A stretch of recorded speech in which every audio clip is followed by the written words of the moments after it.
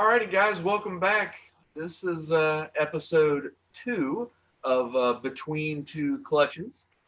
Somehow, I was fortunate enough to score an interview with one of my favorite all-around characters, and as I've recently learned, bow hunter, Willie B. Willie B, what's going on, brother? How you doing, man? Yeah, dude. That was great finding out you were getting into the archery game, bro. I love it. So I know. I'm excited. It was totally like the Hunger Games. My daughter's like, "Oh, I don't know, Dad. What's this?" And then I was kind of scared for my life. So, that's these are good things, right? Yeah, man. Yeah, I got some targets. So I have 6 acres out here in the middle of nowhere, and got a few archery, set up for it. So, if I feel like pulling a couple arrows back in the backyard, I can, man. It's always a blast, and I'm a big fan of it. So real cool. Well, I think I'm getting drug into it now, one way or the other. But anyway, hey, show us what you got going on, man. Let's want to see that. Actually, my shop, and this is, if you look, and I don't know how far I could pull this out and show you, but this is kind of my gig, man. So here is, the Chevy, which you guys are playing a big role in. Can you see that? Right, and then mostly, as you see right behind me, 69 Dodge Charger 542, a little bit nitrous. It's my street car.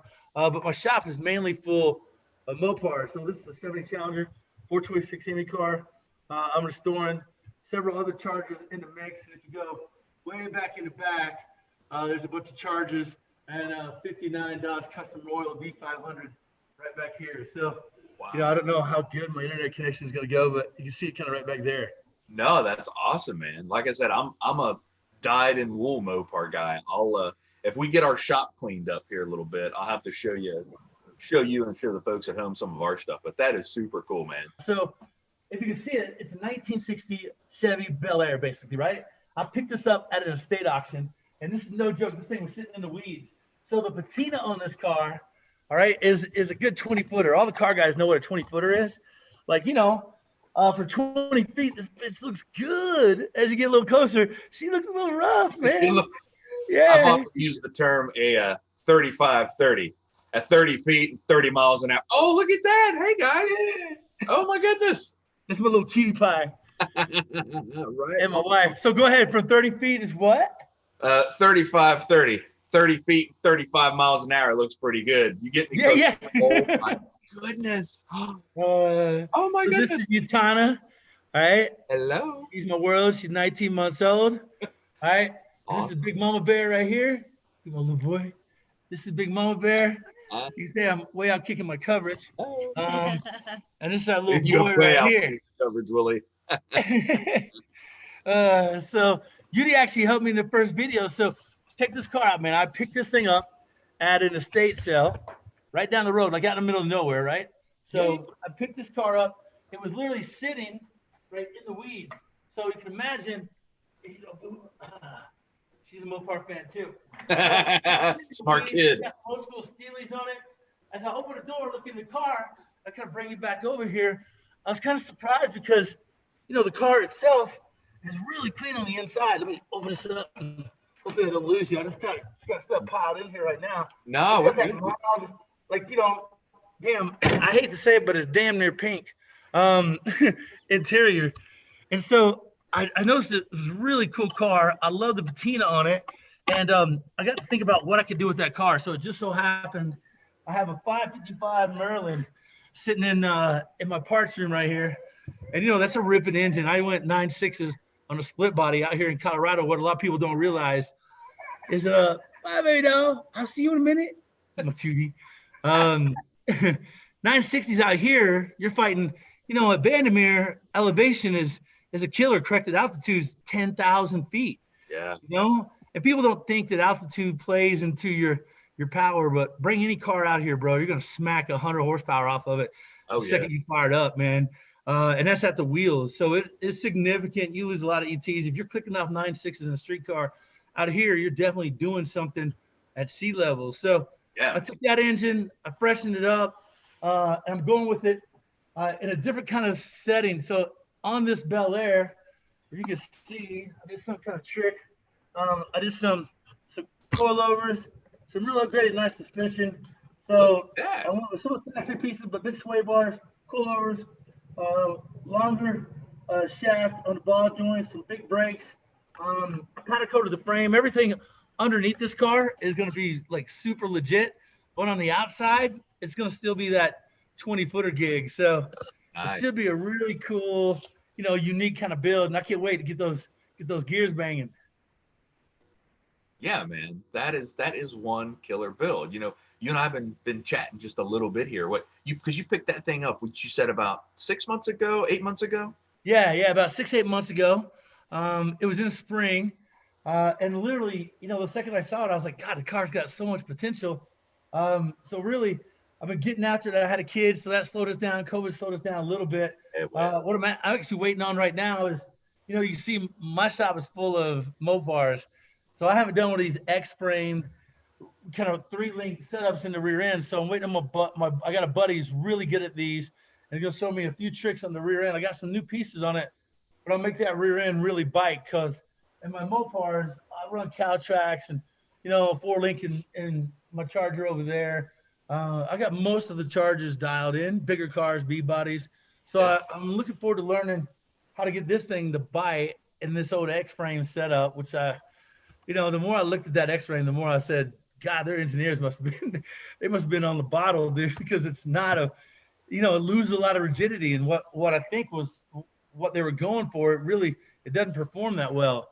Yeah. But the tricks you could do to really bring it around the corner. Yeah, and it's tough too. Like, being a lifelong, Mopar guy, we kind of pioneered the whole unibody thing Oh, kind yeah. of before it was cool. And it really, it is a kind of a different mindset. And, like you found out with some of yours, you start softening up the leaf springs, getting the modern tires to bite. It's a little different theory, but it still Yeah. kind of holds true because all the new stuff, it's all, massive unibody, and they've even gone to having like kind of like a frame in unibody stuff. So Yeah. man, it's all right. We all got to take a little detour down the brand X every now and again. It's all good. Yeah, man, but it's gonna be a good family car. I get both the kids' seats in the back. Me and Mama can roll in there. Got a Oh, bench seat. I'm gonna do a vintage air on it, upgrade suspension, upgraded brakes. And it should, knock on wood, with the new airflow research heads I'm putting on it, the camshaft I'm going with, going fuel injection, and a induction solutions nitrous kit on it. When I kiss a button, the thing ought to be about 950, somewhere around there, 1,000 at the retires. the only way to really get your family safely around town. Yeah, exactly. I mean, if you can, you might as well, right? Might as well. Yeah, man. And how am I going to feed all that power? That's where you guys come in. Look. So I'm seriously, it's been sitting back here in a box, bro. I haven't even opened it. All right, Because, on, dude. hell, I can do it right now if you want to see it. Hey, man, if you can do it, let's do it. All right.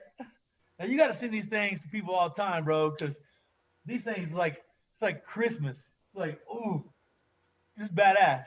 Look, man, I try to do my best. I don't have the beard and the red jacket, but whatever I can do. I like the fact that you just like busted out your pocket machete to tear into that. That's So that's I got that from the police. They let a canine unit attack me. So it's a sheriff right here, Douglas County Sheriff right on here. nice, buddy. Yeah, it's a spring-loaded assist. You bust somebody's head or window right there. Got a rope cutter. It's a good one. Anytime we can factor bust somebody's head into one of my videos, man, I'm gonna take it. Why not, PC? I apologize. My bad. It's all good, Willie. It's all good. So, yeah, just make sure your children are at a safe distance. I'd hate to have that on my conscience. Yeah, they're gone. And I love that you guys even you make it dummy proof. Top. Right? Top. Listen, sometimes I'm the dummy that's got to pack them up. So Now, if you guys are smart, you'd hold on to these boxes like me. I got a couple of them. So check this out. Boom. Bam. That's what's up.